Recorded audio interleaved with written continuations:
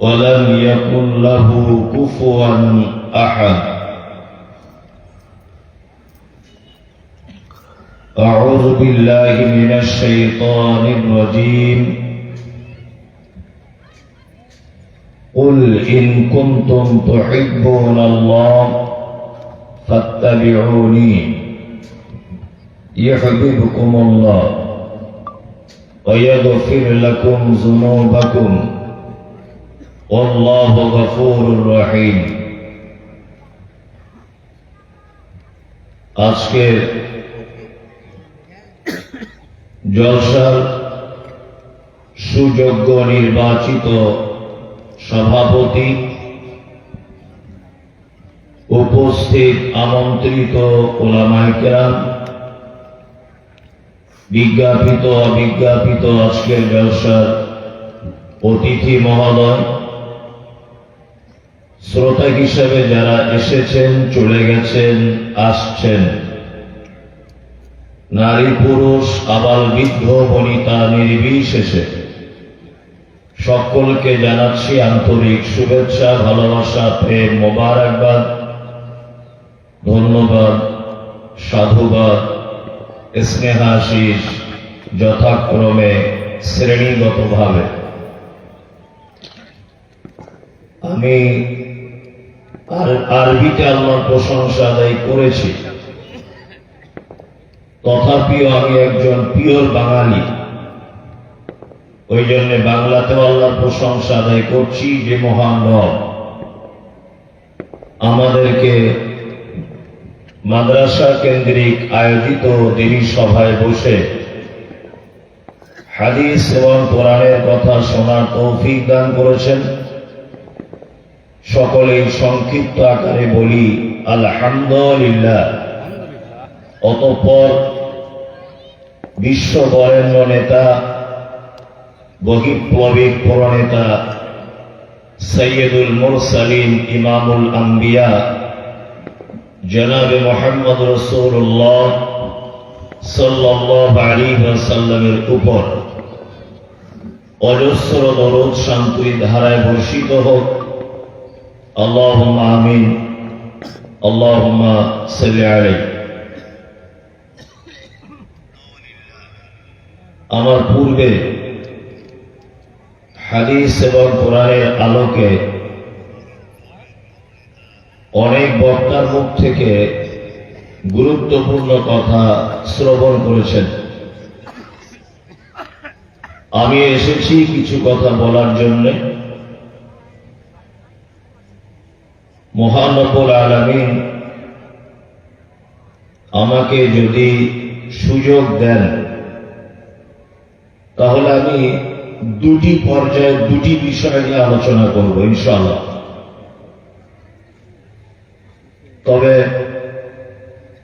আব্দুর রহমান সাহেব যেভাবে বক্তব্য রাখলেন, আসলে সবকিছুই তো আল্লাহর দান। ওনার কণ্ঠটা খুবই মিষ্টি আলহামদুলিল্লাহ, কিন্তু আমার তো ভাঙাচোরা গলা, আর আমি সুর করেও বেশি বলতে পারি না। একটা একটা করে গল্পের মতো করে বলি। দুটি বিষয় একটু ধৈর্য সহকারে বসে শোনার চেষ্টা করবেন, তবে আপনার কিছু লাভ হবে ইনশাআল্লাহ। কিছু শিখতে পারবেন, জানতে পারবেন, এতটুকু আমি আশাবাদী। এক, মহান রবের পরিচয় ও তার গুণাবলী। দুই,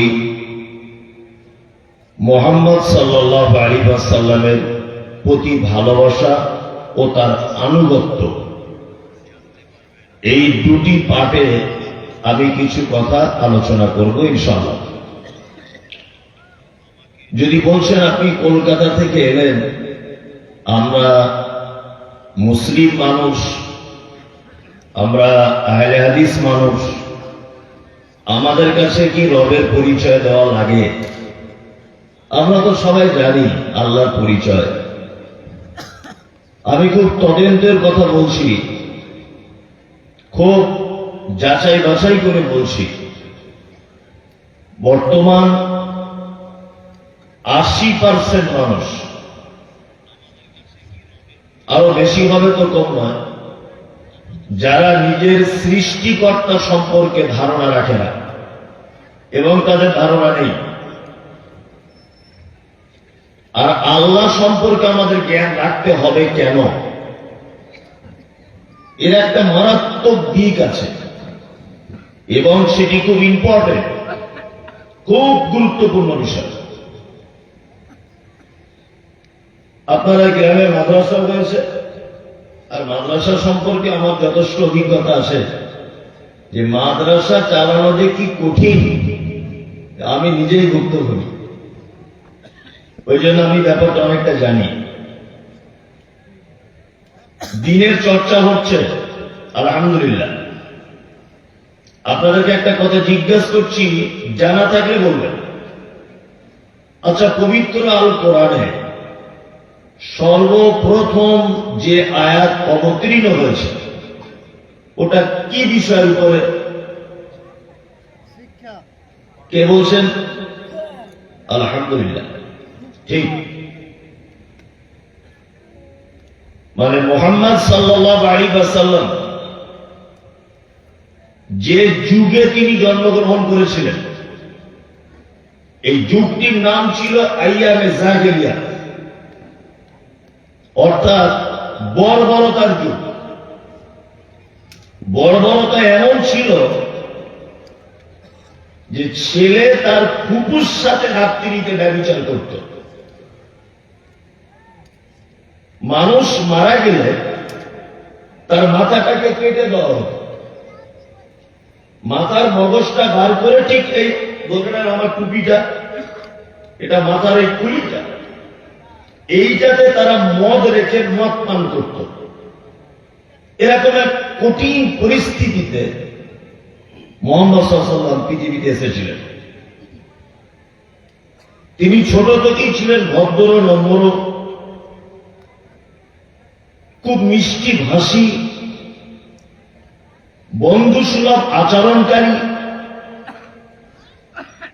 তিনি এই সমস্ত অন্যায়ের বিরুদ্ধে প্রতিবাদ করতে শুরু করেছিলেন, আর প্রতিবাদ করেছিলেন এককভাবে নয়। তখন তিনি নবী হননি, প্রতিবাদ করেছিলেন একটি সংগঠনের মাধ্যমে, আর সেই সংগঠনটির নাম ছিল হিলফুল ফুজুল।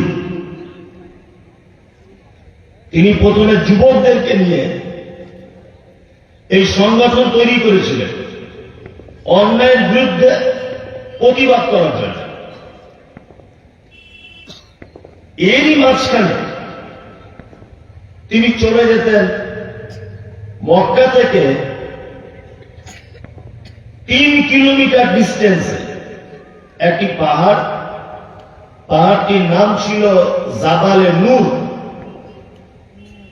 এই জাবালে নূরের একেবারেই শেষ পর্যায়ে একটি গুহা আছে, গুহাটির নাম হচ্ছে গারে হীরা। এই গারে হীরা নামক জায়গাতে তিনি আল্লাহর ধ্যান করতেন। একদা জিবরিল আমিন এলেন, এসে মুহাম্মদ সাল্লাল্লাহু আলাইহি ওয়াসাল্লামকে বললেন, কি করা, আপনি পড়ুন। মুহাম্মদ সাল্লাল্লাহু আলাইহি ওয়াসাল্লাম বলছেন, আমি পড়তে জানি না। এই কথা বলার পরে আল্লাহ নবীকে জড়িয়ে ধরলেন জিবরিল আমিন। তবুও তিনি বলছেন, আমি পড়তে জানি না। আবার জড়িয়ে ধরলেন, পড়তে জানি না। তৃতীয়বার আবার জড়িয়ে ধরলেন। তখন আল্লাহ নবী সাল্লাল্লাহু আলাইহি ওয়াসাল্লাম বললেন, ইকরা বিইসমি রাব্বিকাল্লাযী খলাক। 5টি আয়াত অবতীর্ণ হল। এর বাংলা অর্থ হচ্ছে ইকরা, আপনি পড়ুন, বিইসমি রাব্বিকাল্লাযী খলাক, ওই প্রভুর নামে যিনি আপনাকে সৃষ্টি করেছেন। তাহলে মুহাম্মদ সাল্লাল্লাহু আলাইহি ওয়াসাল্লামকে আদেশ করা হলো কি, আপনি পড়ুন। কার নামে পড়ুন? যিনি আপনাকে সৃষ্টি করেছেন। দুটি বিষয় এখান থেকে ক্লিয়ার হলো। যে মুহাম্মদ সাল্লাল্লাহু আলাইহি ওয়াসাল্লামকে পড়তে বলা হয়েছে এবং সৃষ্টিকর্তার নামে পড়তে বলা হয়েছে, কিন্তু তিনি কি পড়বেন এই কথা আল্লাহ সুবহানাহু ওয়া তাআলা আয়াতে বলছেন না। কি পড়বেন তিনি? পড়া তো অনেক রকমের আছে, জ্ঞান তো অনেক রকমের আছে, কোন জ্ঞানটা তিনি অর্জন করবেন? আল্লাহ তাআলা এই প্রসঙ্গে পবিত্র আল কোরআনে অন্যত্রে বলছেন, ফা'লাম আন্নাহু লা ইলাহা ইল্লাল্লাহ। সর্বপ্রথম আপনি যে জ্ঞানটা অর্জন করবেন সেটা হচ্ছে এই লা ইলাহা ইল্লাল্লাহ। এই লা ইলাহা ইল্লাল্লাহ জ্ঞানটা আপনাকে প্রথম অর্জন করতে হবে। ফা'লাম আন্নাহু লা ইলাহা ইল্লাল্লাহ, আপনি জ্ঞান অর্জন করুন, জানুন লা ইলাহা ইল্লাল্লাহ জ্ঞান। তার মানে বুঝতে পারা যাচ্ছে যে একজন মুসলিমের প্রাথমিক পর্যায়ে একদম শুরুতে যে জ্ঞানটা অর্জন করার প্রয়োজন সেটা কি? লা ইলাহা ইল্লাল্লাহ। এটা আমরা প্রত্যেকেই কম বেশি মুখস্থ আছে। আচ্ছা, ও মাতালেরও আছে, বাটপাড়েরও আছে, সুদখোরেরও আছে, ইমাম সাহেবেরও আছে, বক্তা আব্দুর রহমানেরও আছে, সবাই আছে না? আচ্ছা, এবং এটা অনেক সময় ভিখারীদের মুখ থেকেও শোনা যায়। এটা ভিক মাঙার মন্ত্র বটে, সমাজে এটা চলছে। আপনি কি এটা অতি সহজ মনে করলেন? পৃথিবীর সব থেকে দামি মানুষ, ইন্নামা বুইসতু মুআল্লিমান, যাকে সারা পৃথিবীর জন্য শিক্ষক হিসেবে পাঠানো হয়েছে। সারা পৃথিবীর সব থেকে দামি যিনি শিক্ষক, এই দামি শিক্ষকের